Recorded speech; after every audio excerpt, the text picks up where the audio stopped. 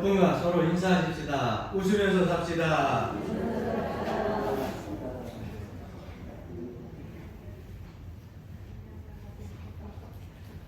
다시 한번 웃으면서 살겠습니다.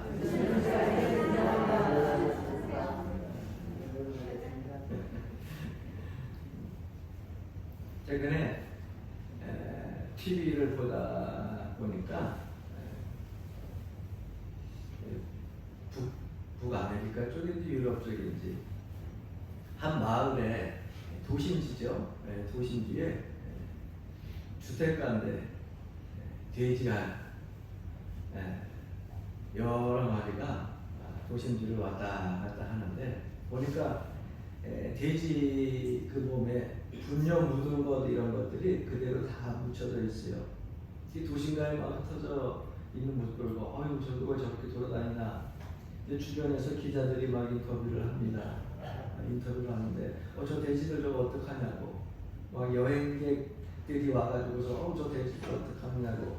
그랬더니 그 마을 사람들이 하나같이 대답하는 게 너무 재밌어요.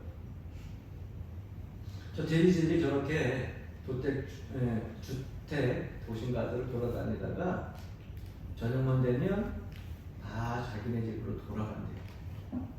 그래서 아무 걱정할 거 없대요. 괜찮대. 그런데 그 돼지, 분뇨 묻은 돼지의 그 모습을 보면서 그 돼지들이 저녁에 스스로 자기네 집으로 돌아갈 수 있는 그 모습들을 보고 깨닫는 한 성경의 인물, 한 사람이 등장을 하게 됩니다. 바로 그 유명한 탕자의 비유라고 하는 말씀 속의 탕자입니다. 분뇨 묻은 돼지들, 그 우리 안에서 돼지들을 치면서 그 돼지들은 자기의 돌아갈 집이 있으면은 스스로 알아서 돌아가는데 나는 이국 땅 먼 곳에 와가지고 이곳에서 내 집을 떠나서 내 몸도 망가지고 내 생각도 망가지고 내 인생의 모든 것이 뒤죽박죽 되어져가지고 재산을 탕진하고 돼지 분뇨 묻은 그 돼지 똥을 치우면서 나는 돌아갈 것이 없는가. 내가 저 돼지만도 못한가 하는 생각을 갖는 사람이 있었어요. 그 돼지를 보고서 이 탕자는 깨닫게 됩니다. 그래, 나도 내가 아버지께 돌아가서 이제는 나를 아들이라고 부르지 말고 나를 그냥 품꾼의 하나로 생각하고 죄인이니까 품꾼으로 하나 써달라고 용서를 빌고 그 품으로 다시 돌아가자 결단을 내리고 자기의 집으로 발걸음을 움직이기 시작을 합니다. 여러분, 이 탕자의 비유는 우리가 너무나 그 내용들을 잘 알고 있어요. 그런데 이 탕자의 비유 앞에 보게 되면 두 가지 비유가 더 나와요. 그 한 가지 비유는 잃어버린 양의 비유, 또 한 가지는 잃어버린 드라크마의 비유. 두 비유가 이 앞에 등장을 하고 있어요. 그리고 이 탕자의 비유가 이어서 세 번째 비유로 나오고 있는데 예수님께서 이 비유를 말씀하실 때에는 여러분 그 비유에서 누구에게 들으라고 대상자가 있다고 하는 겁니다. 그럼 예수님께서 이 비유를 말씀하실 때에 누구에게 들으라고 말씀하시는 것일까? 그 대상자들이 누굴까? 누가복음 15장 1절부터 2절 말씀해 보니까 모든 세리와 죄인들이 말씀을 들으러 가까이 나오니 바리새인들과 서기관들이 수군거려 이르되 이 사람이 죄인을 영접하고 음식을 같이 먹는다 하더라. 이렇게 말씀이 시작되어지고 있어요. 그러니까 예수님의 말씀을 들으러 온 사람들이 누구냐면 모든 세리들 그리고 그 유대인들이 죄인이라고 부르는 죄인들, 그 죄인들, 그들이 지금 예수님 말씀을 들으러 왔어요. 그런데 그 자리에 이미 와 있었던 다른 사람들이 있어요. 그 사람들이 누구냐면 바로 바리새인들과 서기관들이라고 하는 것입니다. 이런 상황에서 바리새인들이 서기관들이 수근수근 거리는 것을 예수님이 모르느냐? 다 알아요. 그래서 그들을 놓고 예수님께서 이 비유의 말씀을 전하는데, 이 비유 대상에 그 말씀을 들을 사람들은 모든 죄인, 그 다음에 세리들이 아닌 바로 바리새인과 서기관들을 향한 비유의 말씀이었다는 거죠. 여러분 생각해 보십시오. 죄인들이 먼저 하나님의 자녀가 되었습니까? 아니면 세리들이 먼저 하나님의 자녀가 되었습니까? 아니면 이미 예수님을 알고 죄인들과 세리들을 초청하여 말씀을 전하는 그 모든 것을 알고 있는 바리새인들과 서기관들이 예수님을 먼저 알고 있었습니까? 당연지사 바리새인들과 서기관들이 예수님을 먼저 알고 있었죠. 왜? 그들은 태어나고 나서 3살 때부터 토라를 배우기 시작을 해요. 그리고 그들은 일평생 동안 그 토라 말씀을 배울 뿐만 아니라 율법적인 삶을 그들 삶 속에서 적용하면서 삽니다. 그런데 이것이 한 대만 지나가는 것이 아니라 3, 4대까지 이르러서 계속해서 그 후손까지 말씀을 배우고 그 말씀대로 삶에 적용하면서 율법적인 삶을 사는 사람들이 바로 바리새인들이고 그리고 서기관들입니다. 그러니까 그들은 마음속에는 항상 어떤 의식을 가지고 있느냐? 선민의식이라고 하는 이 강렬한 하나님의 자녀는 자기네들 뿐이라고 하는 특권, 그런 의식을 가지고 살고 있다는 거예요. 여러분, 선민의식이 뭐예요? 우리만이 하나님의 자녀다. 너희들은 하나님의 자녀가 아닌데 될 수가 없어. 그 의식이 선민의식이거든요. 그래서 자기 자신들 그리고 자기의 가문들을 특별하게 부각시키는 그러한 사람들이 바리새인들과 사두개인들이었어요.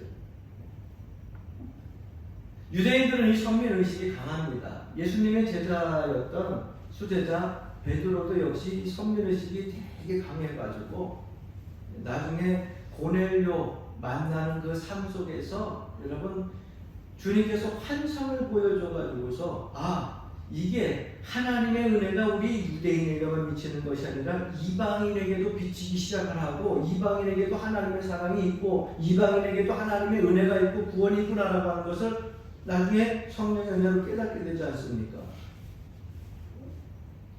이런 자들을 하나님께서는 깨우치기 위해서 또 주님께서는 깨우치기 하여서 이 말씀을 저들에게 전합니다.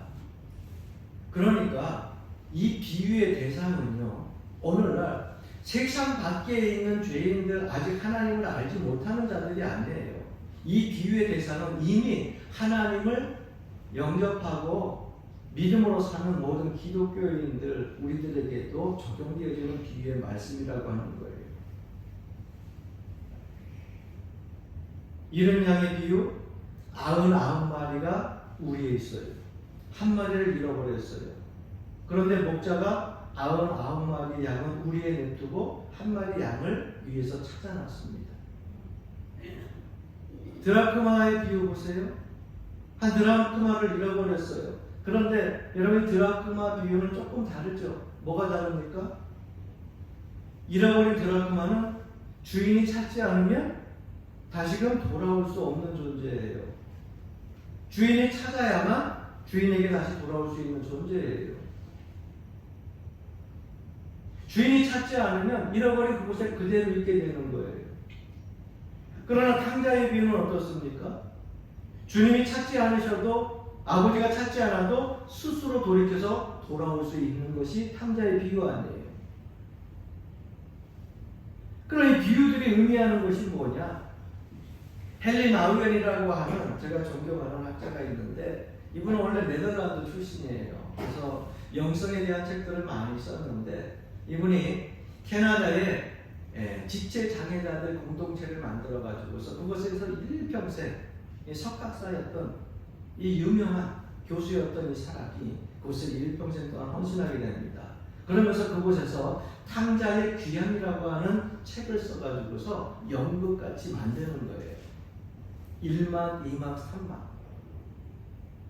잃어버린 양의 비유, 잃어버린 드라크마의 비유, 그 다음에 탕자의 비유. 이것을 1막, 2막, 3막 이런 식으로 여러분 연극 극본식으로 만듭니다. 그리고 나서 그것을 구체적으로 낱낱이 설명을 해주는데 얼마나 그 설명이 명쾌한지 몰라요. 왜? 우리가 지금은 하나님의 성전 안에서 구원받은 백성으로서 축복받는 자리에서 이렇게 은혜 가운데 살고 있지만 우리도 이전에는 어떤 사람들이었었느냐? 하나님이 찾지 않으면 계속돼서 죄악된 시궁창에서 죄악된 삶에서 하나님을 알지 못하고 저 천국을 알지 못하는 그런 삶 속에서 살고 있었던 백성이라는 거예요. 내가 먼저 찾은 것이 아니라 하나님이 우리를 먼저 찾으셨다는 거예요.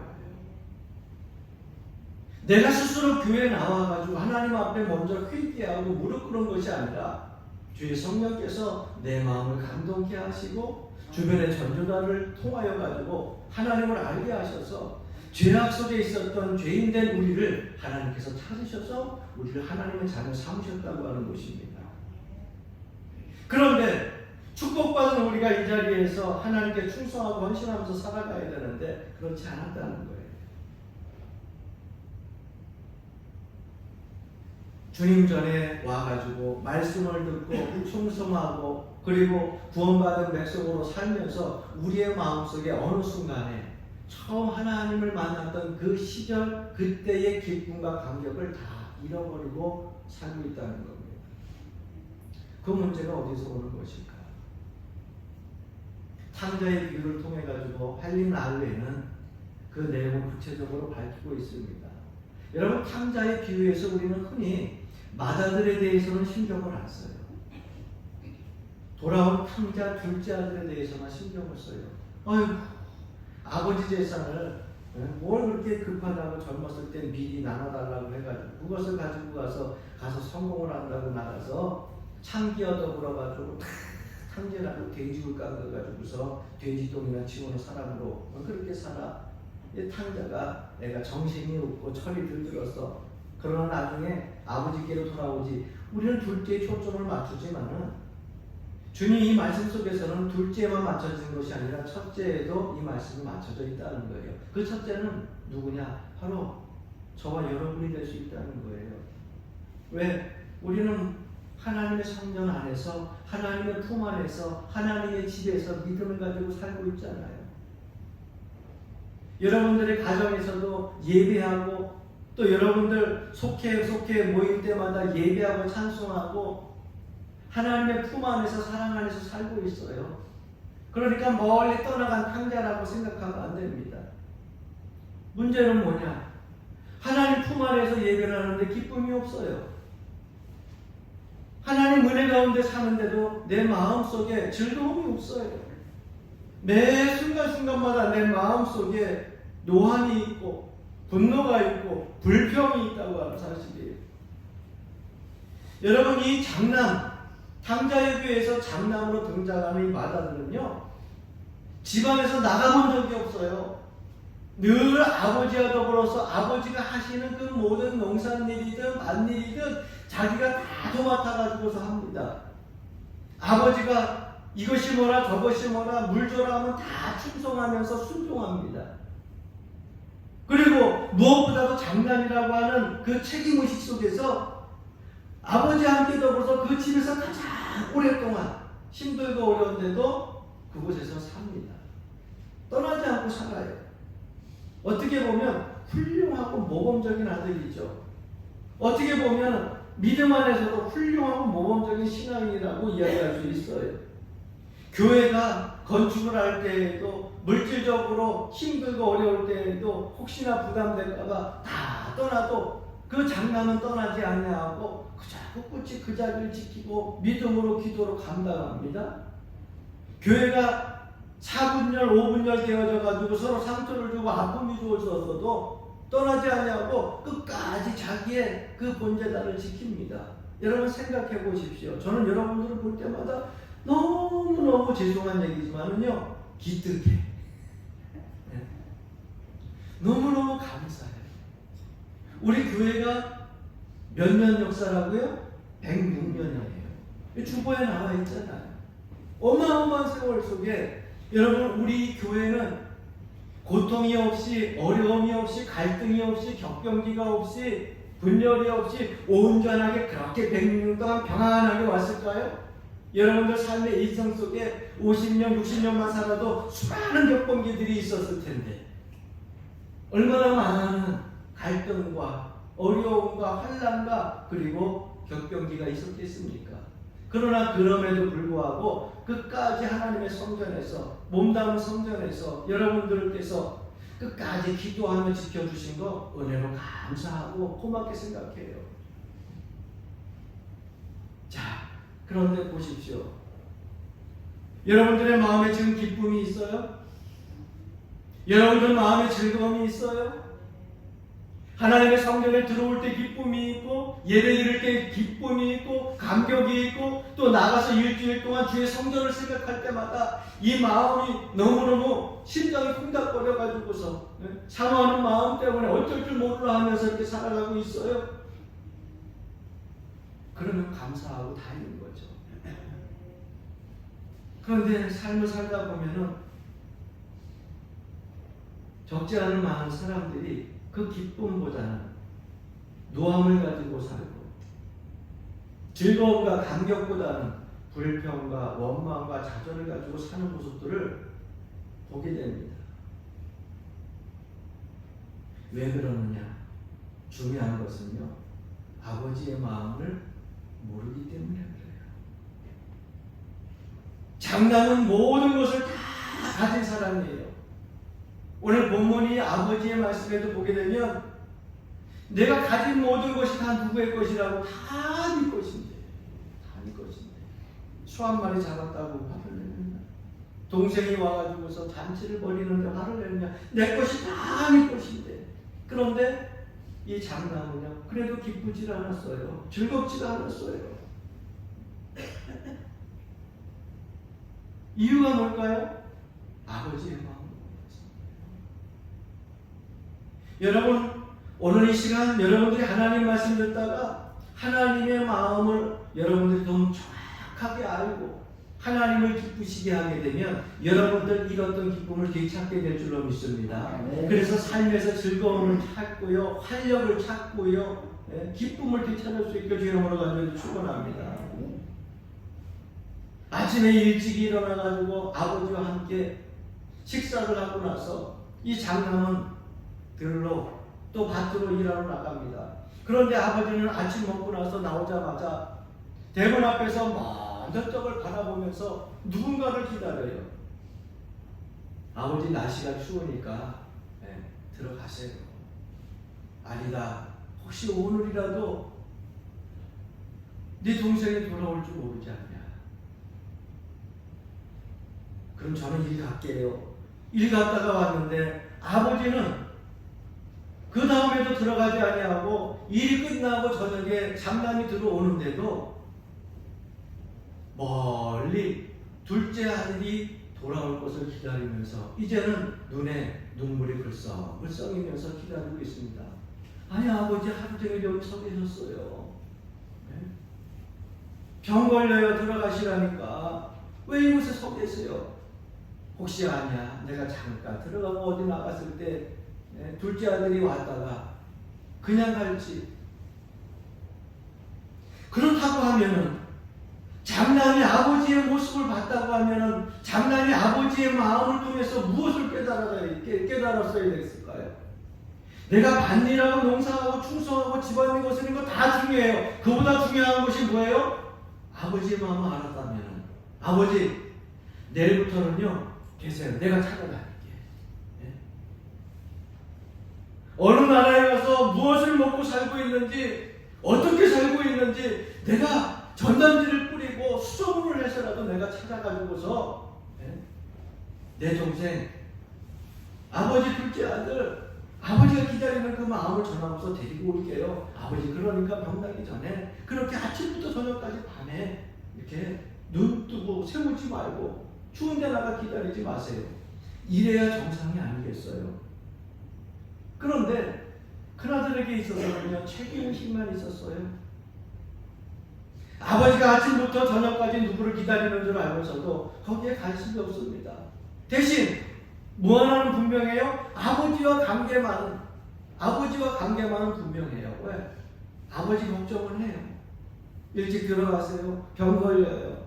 이제 그만 들어가세요. 늘 이야기를 하지만, 그러나 아버지가 걱정하는 그 자기의 동생은 자기 생각 속에 없습니다.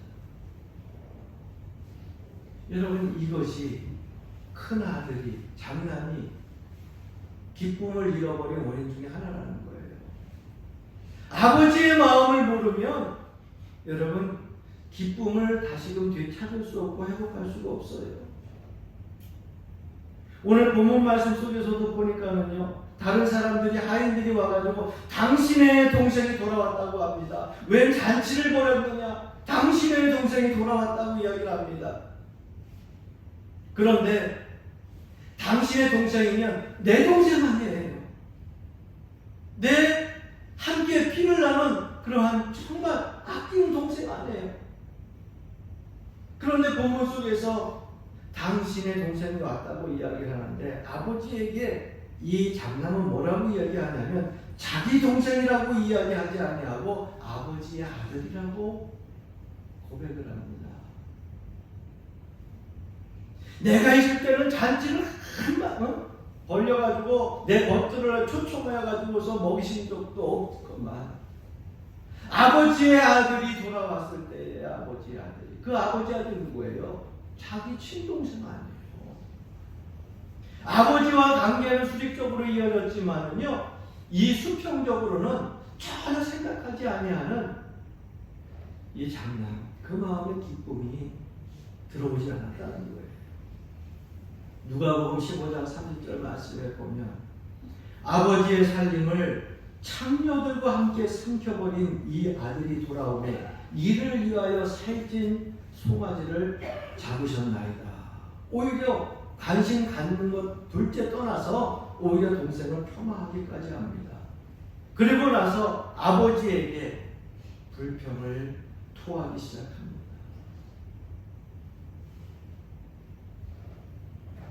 사랑하는 성도 여러분, 아버지가 맏아들에게 원하는 것은요, 많지 않아요.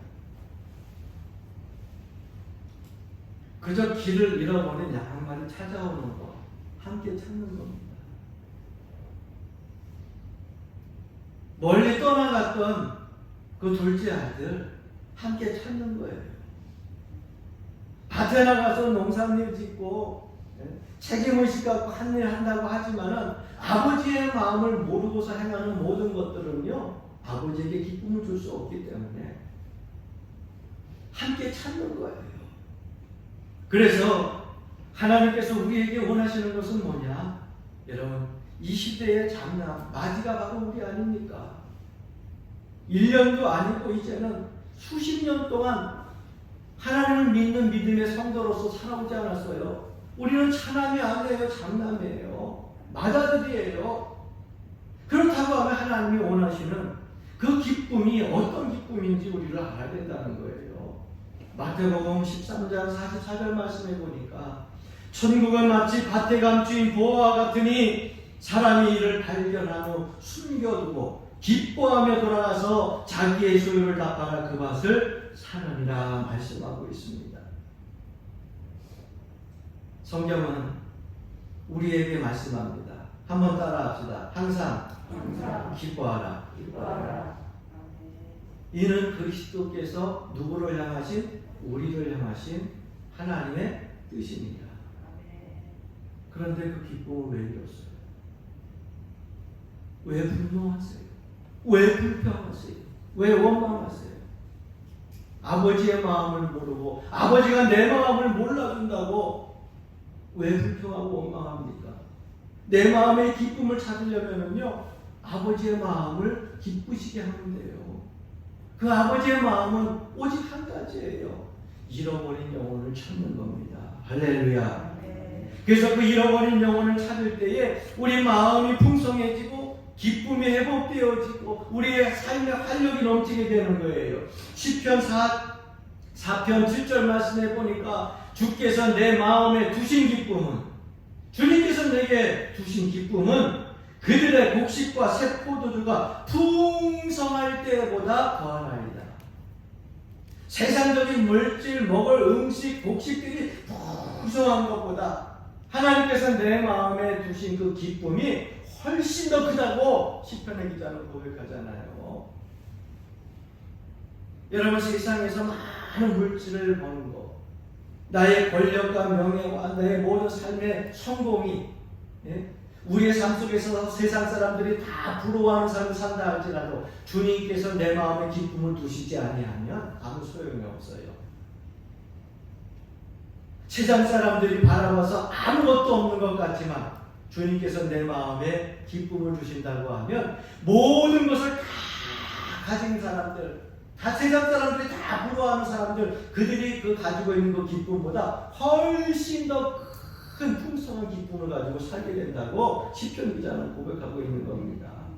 그러므로 고린도후서 5장 9절 말씀에 보면 우리는 몸으로 있든지 떠나든지 함께 따라해 봅시다. 주를 기쁘시게 하는 자가 되기를 힘쓰노라.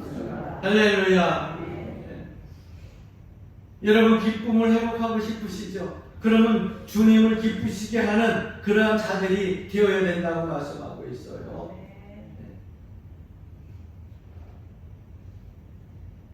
오늘날 나의 모습이 어떤 모습인가? 나간 둘째, 아버지의 아들, 내 동생임에도 불구하고 창기와 더불어서 모든 재산을 다 허비했던 그 자기의 동생을 보면서 폄하하고 불평하고 비난할 것이 아니라 기다리는 아버지의 마음을 이해하고 그를 사랑하고 끌어안고 긍휼히 여기고 도와주고 섬기고 할렐루야, 이거를 아버지가 기뻐하시는 거예요. 그러면 여러분, 말씀을 통하여서 주님께서 탕자의 비를 통하여서 우리에게 하신 말씀, 어떤 비유로 말씀하시는지 이제는 우리가 알 수 있습니다.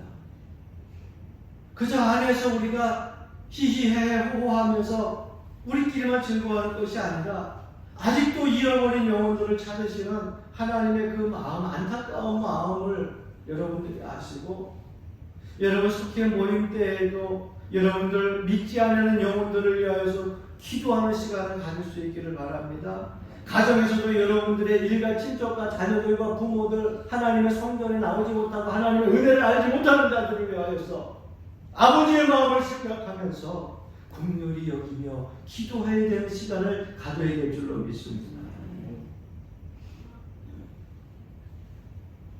우리에 들지 않은 양, 하나님 품 안에 들지 않은 양들, 그들을 기다리는 것이 하나님의 마음이에요.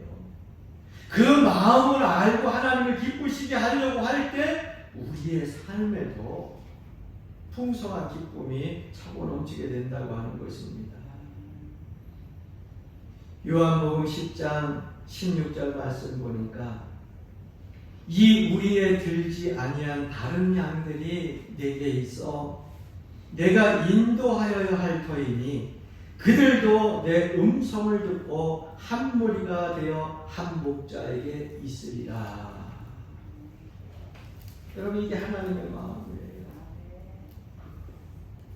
하나님은 우리에게 마음만 다 쏟고 우리에게만 다 있는 것이 아니라 아직도 이 성 안에는 구원받을 백성들이 많습니다.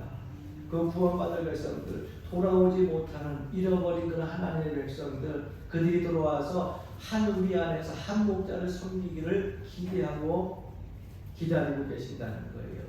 이 일을 감당할 때 하나님이 기뻐하시고 우리도 기쁨을 회복하게 될 줄로 믿습니다. 매 순간순간 여러분, 영혼을 사랑하고 영혼을 구원하는 것에 최선을 다할 수 있는 우리 연화제일교회 성도들 되기를 주의 이름으로 간절히 축원합니다.